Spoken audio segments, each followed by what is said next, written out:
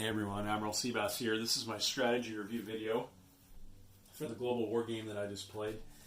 I'm going to try to quickly go through some strategy thoughts for each of the countries. We're going to start with Germany. I mean, what can you say about Germany? Germany got 7 out of a possible 7 victory points in this game, which means they got a lot right strategically. A couple of specific thoughts I've got about Germany in this game. First, I feel like every IPP I spent in the Spanish Civil War was completely and totally worth it in this game. If you remember, Germany and Italy had a combined strategy to both support the Spanish Civil War with Lend-Lease on almost every turn. What that meant for Germany is Germany was usually buying a mountain infantry or an artillery, usually spending about 4 IPPs on a unit each turn, and usually putting that unit here, as Italy was too. And Italy was doing about the same thing, but they won this thing by July of '38, I believe, is when this ended, and that was a victory point for each of them that they basically could not be taken away. I think if Germany and Italy both commit to this, unless the Axis player just makes some really stupid moves here with Spain, then the Nationalists are going to win this and get those victory points. So I feel like that was completely worth it. I wouldn't spend more than 4 or 5 a turn on this, especially if you're doing it with Italy. If Germany's spending 4 a turn for maybe a mountain infantry, I think one of the things though on this too is I think it's good for Germany to buy mountain infantry or defensive units because those can be placed and then they can absorb hits from the Republicans. And then if the Italians can spend money on like an artillery, maybe an anti-aircraft as a defensive unit, but an artillery or a light tank. Let's see, how much does a light tank cost for Italy? I know this isn't the Italian strategy video, but I think it is important for Italy and Germany to coordinate this. I think a light tank is... How much does it cost Italy to buy a light tank? It's $4. So if I were Italy, Italy should buy light tanks or artillery. Those can be placed and then used on the next turn. Whereas Germany can place like an infantry or a mountain infantry or an anti-aircraft gun, which can be used defensively to hold positions. I think that makes a lot of sense strategically. And honestly, if you're the Russian player and you see Germany and Italy both going all in on this thing, you might just want to call it. You might just want to say, never mind, I can spend my money better elsewhere. So that's my strategic thoughts there. On Spanish Civil War, worth it for the Axis to focus on that. Second thought is that advanced mechs are extremely powerful for Germany, especially in the war against Russia. Advanced mechs in this game basically let you buy mechs at the same cost, but they fight better, and even more importantly, they can pair 2 for 1 with a tank on a blitz, whereas normal mechs can only pair 1 for 1. I feel like it was basically medium tanks, advanced mechs that really won the war against Russia here and helped the Germans take out Moscow, and once that happened, Russia pretty much collapsed from there. And I just think advanced mechs are extremely powerful. So if you're going to go after Russia in this game, and especially if you're going to try to knock Russia out, I would highly, highly, highly recommend advanced mechs. I mean, they also helped against France as well, but they really, really helped against Russia. And the other thing that helped against Russia a lot was Navy. If you remember, it was the strength of my Navy here against a consolidated Russian Navy that took the Russian Navy out and then basically let me take Leningrad. And my Navy here basically let me force the Russians to expose this flank to the Germans. And once this flank was exposed, it was only 1 or 2 turns until Moscow fell. And that happened because of the German Navy in the Baltic. And so I would not underinvest in Navy as the German player in this game, especially to help you against Russia. And then last but not least, strategic bombing. I probably bought strategic bombers too late as Germany in this game. I would have 1 or 2 ready to go when you invade Russia. But again, without me hitting this major factory here, in Russia with a strategic bomber, I would not have been able to take out Moscow. Because the ping pong would have gone back and forth here, with Russia just buying stuff here, sending it out, buying stuff down here, sending it out, buying stuff down here in Stalingrad, sending it out. Once I took Leningrad, after I hit and destroyed the Russian Navy, then I took Leningrad, then I bombed this, and that was game over. So once Russia couldn't buy stuff here, that was it. That was basically it. They could no longer deal with my ability to come forward. So for Russia, advanced mechs, strategic bombers, and naval power in the Baltic, I believe, are the key. And that's independent of what Russia did, and I think I played bad with Russia in this game too. But that's for another day. I think for Russia again, but even in general, I think medium tanks are all the German player needs in this game. Heavy tanks are awesome. They're rated really well. They've got armor target select. They attack and defend really well. But as with all tech units in this game, you can only build them in your home country. You cannot build them up here in Warsaw. You cannot build them in Romania. You cannot build them in Sudetenland.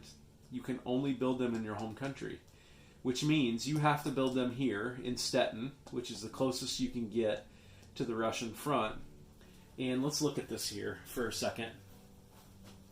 If you have to build them in Stettin, okay, and that's the closest you can get. I was even having this trouble with advanced mechs late in my surge against Russia too. So you build them in Stettin. They could maybe rail move to here, right? But then they have to stop here, okay? So you might be able to get them 3 spaces by rail. Maybe. That's if you don't need to rail anywhere else. But let's take rail out of it. So they go 1, 2 into here. Actually, I guess they could go 1, 2 to here. Then they're 1, 2 to here, and then they're 1, 2 to here. So they're 3 turns minimum from Moscow, and that's if the path is clear, okay? Whereas if you put medium tanks here and here, they are 1, 2, 3, 4, okay? And you can buy 3 medium tanks here, 3 medium tanks here, okay? And they are 1 closer than heavy tanks. So I would just stick with I would just buy a bunch of medium tanks early on. And maybe you buy, maybe you could buy a couple of heavy tanks before you go to war with Russia and then move them up to the front. But that's not going to be very many. And all your replenishment units are going to have to be medium tanks. And guess what? If you have advanced mechs, they can pair 2-to-1 with medium tanks just as well as they can pair with a heavy tank that you have to build back here. So I wouldn't really put too much stock in heavy tanks. As Russia, I would put way, way, way more in advanced mechs and prioritize those, and because they cost the same amount as normal mechs, and then you just pair those with medium tanks that cost less than heavy tanks, and I think you're fine against Russia with just medium tanks. Okay, so that was it for my general strategy thoughts for Germany. And so let's move on now to Russia. Okay, Russia. First thought. I spent a lot of time, energy, and money on Russia in setting Russia up to take a bunch of neutral countries starting in January 39 that would let me work towards the communist expansion victory objectives. So I spent money on naval transports here and Marines and units to go on those transports. I spent a lot of time and energy down here in taking Azerbaijan, southern Iran. I took Iraq. I built a rail link to Iraq for $6. I built a naval base for $9 or $10 over 3 turns. Okay, I probably spent anywhere on the order of 25 to anywhere up to 40 IPPs on taking Portugal, on taking these 4 territories, and on invading and hitting the Mongolian IPP territories as well. And guess what? How many of those I had at the end of the game? 0. I think my biggest advice strategically for Russia after playing this game is that you wait and do all of that near the end of the game. I would say the exception to that would be Portugal. I think I would, again, if I had to do it again, I'd build a transport here. I'd build a marine and send a marine down here and a regular infantry down here. I'd take out Portugal because that is an ice-free port. And that's the best chance you have in an ice-free port in this game. And then what I would do is I would put the rest of that money into defending against Germany. I'll come back to that in a second. And then, assuming I'm successfully defending against Germany, I would then first put most of my effort into hitting these territories here in Finland, maybe getting into Norway, maybe getting into Sweden, okay? And then, if I'm kicking the snot out of Germany at the end of the game, and I've got Germany beat back to this border here, or if I'm even threatening into the Germany itself, then I would think about coming down here into these 4 territories, okay? Because if you're beating the snot out of Germany, and the Allies are too, Italy's not going to be in here, okay? FEC can't come in here. I mean, they can, but it costs them $10 to take out a neutral. Okay, so this is probably still going to be neutral. Okay, and you're going to have the resources to hit this at the end of the game if you're doing well against Germany. Okay, and probably the same over here. You could probably wait and try to take these later in the game when you see how things are going. Okay, so that is my biggest strategic advice. I would not go hard at all this stuff and get yourself too spread out and take money away from right here. Now, that said, I still don't know if I have the best ideas on how to tactically defend against the blitz tactics. I haven't really thought about it too much, but I got to think through more about how Russia can defend against the blitz, because it is devastating. I mean, there's actually a scenario where Germany can use its double move and get all the way to Moscow on the opening turn of the game. Because Moscow is 1, 2, 3, 4, okay, away, right? So imagine Germany has 10 tanks here, right? They could hit Poland for 1, blitz into here for 2, then double move. They could hit this again, and then they could blitz into here. So I'm not sure how they could get all the way into Moscow. Maybe that's after Germany's already taken Poland out. I'd have to double check and see how that would work on their double move. I saw somebody do it, but maybe they had already taken out. Maybe the Molotov-Ribbentrop Pact was already in effect, and they just went after Russia instead of going after France. I don't know. I'd have to look at it. But Russia has got to figure out a way to slow that down. And one of the better ways would be to spend more money on bolstering the defenses here. Maybe in this game versus Global 40, maybe it's not a good idea to defend with one guy up front, because they can get past that one guy easily and then get into your second line easily. Okay? Maybe the Global 40 element of blocker defense up front doesn't work here. And you kind of saw over here how Russia had some success with a more aggressive forward defense and enough stuff in behind too. So maybe 2 to 3 guys up front in these territories up here, and then maybe backed up by double the defense in behind, and maybe artillery and especially anti-aircraft in behind. Because remember, on a blitz, only tanks and mechs can go in. So maybe a lot of artillery that can take out stuff on a first strike, and anti-aircraft guns and aircraft like fighters in behind that can take out German fighters would make a lot more sense tactically. So that's my biggest advice to you. I mean, look, Russia was terrible in this game. So whatever I did with Russia in this game didn't work. But the biggest conclusion I've come to for Russia is definitely don't focus on all this stuff down here and all these IPP territories before you focused on Germany. Because you're not going to be able to hold on to this stuff down here if you can't contain Germany. So that's my biggest strategic advice for Russia. Okay, let's talk Japanese strategy. I think my biggest strategic struggle in this game with Japan was getting sucked into the quagmire that is China. As I've discussed ad nauseum, the only thing that really matters strategically to Japan in China are the 6 coastal territories that give you a +1 IPP bonus of wartime income. And the reasons that is important is because you have a victory objective for getting...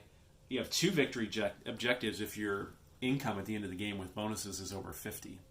So holding those 6 territories gets you 6 IPPs towards that objective. Okay. Once you hold those 6, you really just need to keep them. So if Japan could devise an active defense strategy against China that could, where you could have enough stuff, and I got there in this game, at least partially there by building a lot of militia in these territories. So remember, the Chinese units attack so weakly because they can retreat if they roll high on attack. So militia in these territories should be enough to defend them. I just kept getting sucked into trying to go into the mountains and chase these guys and eliminate them. Okay? So if you can find a way and a strategy to maybe go one level into the mountains and constantly forcing the Chinese to reinforce these territories one in, like Hunan, like Sichuan, Communist China, and Shanxi. If you can just make the ping pong match in those, then you don't have to build enough stuff to go completely wipe out China. Or Communist China, for that matter. But it's hard, and it requires constant building of maybe 3 units a turn, militia, and you're going to be fighting them the whole game. It's more tempting, and it can seem easier to just go wipe them out.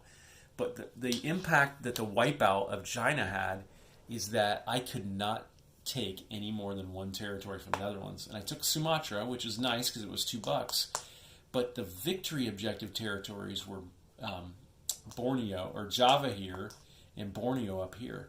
And I couldn't even touch those in this game because Netherlands built them up so much that by the time I was done with China and had a big navy sitting here, I couldn't then hit these. I probably had enough strength to do it, but at that point, I had to go hit the FEC Navy because the Italian Navy had come down here and taken out the British Navy here, and I needed to take this Navy out to keep the Italian Navy alive, which meant I couldn't go hit these, and by the time I'd taken the FEC Navy out here, US was threatening mainland Japan, and I had to move this Navy back. So that's a very long way of saying if I had just been content with the Chinese coastal territories, I probably could have hit Borneo and or Java and then dealt with the FEC much earlier. Okay? I mean, it was also complicated. Japan was complicated in this game because the U.S. came into this game pretty darn early. I think it was early to mid-42 when the U.S. came into this game. And the U.S. rolled extremely well in their income increases. So, anyway, I think the one thing I could have done better with Japan is not getting bogged down in China as much as I did. Otherwise, Japan got 6 out of their 7 points. You can't really argue with what they did. Japan spent a lot on Navy in this game, which I think is really important. And, you know, we did take out Malay. We did take out Philippines. We did get Hanoi and Saigon. We got those through the Vici roll, which was nice, but we probably would have been able to take those anyway. So we got those three objectives, but weren't able to get into the Netherlands at all. So, and I thought Japan played a really nice active defense late in this game, with the U.S. threatening Tokyo, and I thought Japan pretty much played a flawless game in terms of the naval warfare as well. Japan's got the biggest navy left on the board, despite the U.S. sinking a lot more into this theater in the last 2 or 3 years than Japan was able to. No real complaints for Japan, other than just got to find a way to make China more manageable and not have to sink quite as much into China as they did. The war against USSR is kind of a sideshow, in my opinion. Neither side is really ever in a position to invest a lot on that front. And even though they went to war, it wasn't usually very hot or active with either side investing a lot. So I wouldn't worry too much about that. Don't get an imbalance going there. Invest a little bit there. If you remember, in the last 2 or 3 years, I was probably putting one unit a turn in as the Japanese, and that was able to get me all the way to here in threatening Novosibirsk. So I wouldn't do more than a unit a turn. And if you've got a factory in Johol, building an infantry or a light tank or a mech there, one a turn should be plenty towards the end of this game. So yeah, that's my strategic thoughts for Japan. They didn't do a lot of tech either this game. Japan only had long-range aircraft. I think that's a necessity for Japan, given how much territory they have to cover with their planes. It'd be nice if they could get wartime economy. That's the other one I would really like to get for Japan in the future, is wartime economy. But yeah, that's about it for Japan. So let's move on to the Commonwealth. Well, this says it all about the Commonwealth strategy. So my thought is that the choices I made with the Commonwealth this game were not only really bad, were not only off strategy. I feel like they were the primary cause of the Axis winning this game. The Allies doing poorly, and even Russia doing so bad. So the most important thing for the Commonwealth, and especially Great Britain, is to be a naval power. And I feel like early in the game, I got too focused on building up their land forces. I got too focused on, building mountain infantry and artillery for Gibraltar. And I failed to buy enough naval units for Great Britain. And the reality is that if Great Britain has a big enough navy in this game, then the Axis can't touch their land territories. So I just didn't buy enough. I didn't buy enough. And when I bought it, finally started investing in it, it was too late. And I should have been buying a lot more navy a lot earlier than I did. So yeah, that was the biggest mistake I made in this game. And then the second biggest mistake I made with the Commonwealth was consolidating pretty much most of the Great Britain Navy right here. And that consolidated Navy was still not as big as the Italian Navy and had no air cover to support it, whereas the Italians had a couple planes that they could get in here. And so if you're going to consolidate your Navy here, which isn't a bad theoretical move, because Cairo is so important, if you're going to consolidate your Navy here, you've got to have an aircraft carrier, probably either 2 escort carriers with planes, or you got to have a fleet carrier with 2 planes, or you got to have an air base here in Cairo with airplanes there that can scramble in to protect this fleet. Otherwise, you've got to put a Navy here and build a factory here and build some transports here so that you could take Cairo back amphibiously after the Italians take it. Okay? And I think I built this factory here in Aden way too late. I think if I had to do it again, I might start building that in 36 because this gives you a lot of flexibility. But I think building it earlier is better. I built this too late, and by the time it was operational, it was already being threatened. So you got to do a better job protecting Cairo. I'd put more, if you're going to build more land units, I'd put more land units in Cairo than I would in Gibraltar, to be honest. Because Gibraltar's got a coastal gun, it's got a fortification, okay, and it's a mountain territory. So it is going to be really tough for the Italians to take this. Cairo, I think, and the Suez is much easier for the Italians to take. So I would put a lot more here, and I would not consolidate any British Navy here without significant air support being involved in covering that Navy. Canada, I feel like I like the Canada expansion. I will always play with it. This aerodrome was huge for the Commonwealth in terms of building air power. So I think that was a good choice, and that really helped. FEC, I honestly feel like I didn't play that bad with FEC in this game. I just feel like I don't know what to do with this Navy to keep it from maybe a consistent series of blockers out here would be better with FEC. Part of the problem FEC has is if you look at this, so they have a factory here. So a factory can build ships at a naval base if it's connected by rail to this naval base. Well, guess what? This naval base right here that covers this sea zone is not connected by rail to this factory. This one here is, so you can definitely build ships here, but it'd be better if you could build them here. So maybe a rail link here for $4 might make sense in order to do that. Maybe building a naval base here might make sense. Rail link would be cheaper.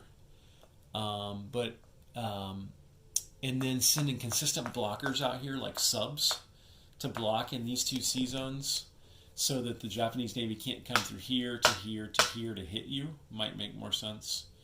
Also, there's no air base in Calcutta. There is an air base on Ceylon. So finding a way to base your FEC Air Force on Ceylon so that it could scramble into here or into here might make more sense moving forward for FEC. And then last but not least, Anzac, I feel like I played really well with Anzac this game. Anzac had a massive navy, which almost helped defeat the Japanese Navy at the end of the day. Never threatened. Got their victory point, which is no Japanese warships in the inner south of the Southeast Indies and no Japanese units in Australia. So Anzac made the most of their money, I thought, and played really well this game. And so for Anzac, I would just buy ships. Just buy ships, buy ships, buy ships. Buy an escort carrier, buy a fighter, and go out and harass the Japanese. And the Anzac was really close to being able to help take Philippines at the end of the game too. So Anzac, for as little money as they have, for them to get a victory point and then help the U.S. almost get another victory point is huge for a country spending only 8 to 10 IPPs a turn. So I just buy mostly Navy with Anzac and kind of play it the way I did in this game. Oh, one more thing on Commonwealth. Advanced ASW, absolutely indispensable for the Commonwealth, in my opinion. And Wartime Economy being the second one. So I thought they had the absolute two best techs for them that they should have in this game. Okay, let's talk Italy. Again, Italy got all their victory points. Italy's in a unique situation in this game. They don't have to go to war. They can't be forced to go to war. So for me, they only start out with, 7 or 8 IPPs. For me, no-brainer to lend-lease to Spain. You can buy them a light tank or an artillery every turn for 4 IPPs, and you're probably going to do that for 4 or 5 turns. So you're going to spend 16 to 20 IPPs, and you're almost guaranteed, unless the German player idiotically plays the Nationalists, you're guaranteed a victory point. Okay? So for 16 or 20 IPPs, you get a victory point, which is 25% of the victory points that you can get in this game. To me, that's a no-brainer. Okay? And then the balance of your money early on should be in building up your capital ships, because that's another victory point for you, is 2 times the capital ships as the British in the Med. Okay? And then you choose when you want to go to war. Okay? I would get wartime economy also. Wartime economy helped me decide to go to war for Italy, because they already had wartime economy, but they weren't actually going to be able to get it until they were at war. So it was a comfort to me to know that they would get an extra IPPs if they did go to war. And then they chose the exact right time to go to war, because the Commonwealth consolidated their navy down here, and Italians had a bigger value navy, so they went in, they took them out, and that opened up Cairo for them. And it opened up the rest of the Middle East up here as well. So I feel like, honestly, with Italy, I probably might have even played a better game than I did for Germany. Because they struck at the right time and on their terms. And then they stuck it out to the end. And I think the key for them was investing in Air Force. Look how, and obviously Germany helped, right? But I mean, Italy probably bought at least half of this on their own, right? They've got 5 fighters and 4 tactical bombers in here. Okay, that helped them tremendously and gives them a lot of flexibility. So for Italy, help Spain. First of all, build capital ships, and then you wait until the time is absolutely right, and you strike at the Allies. Okay. Last but not least, I'm not going to talk... Oh, France.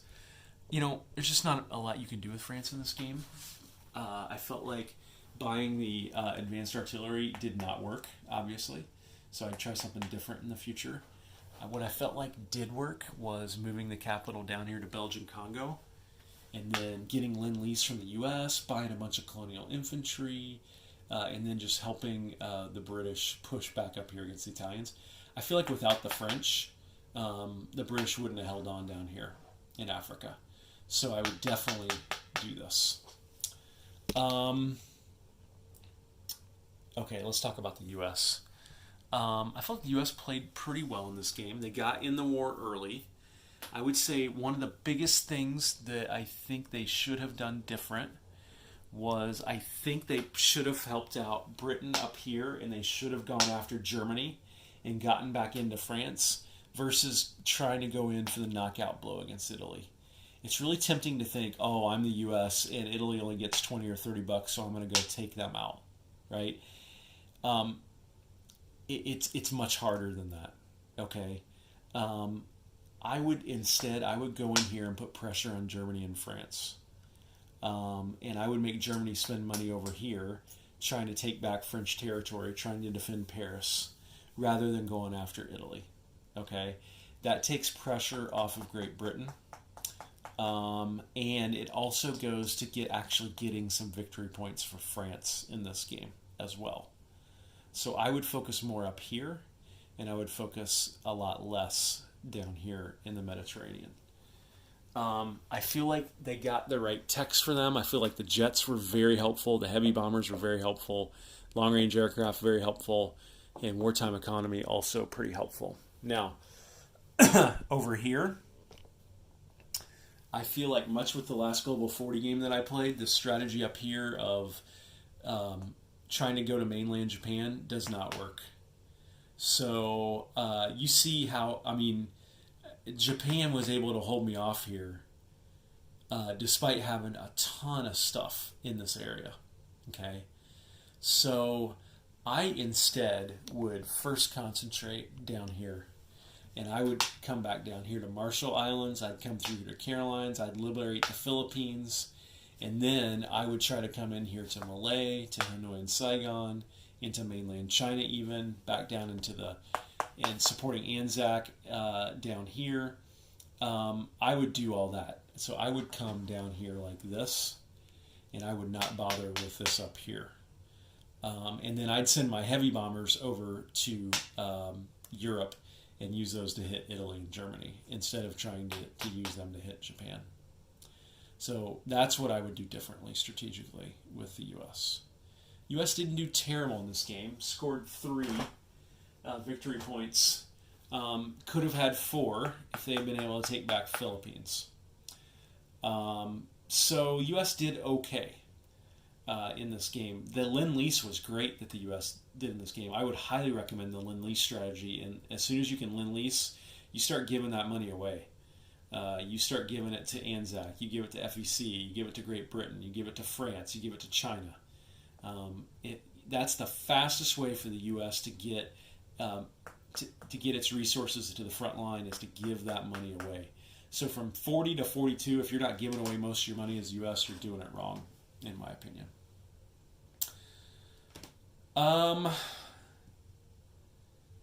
That is it for strategy, everybody. What do you guys think? Do you agree? Do you disagree?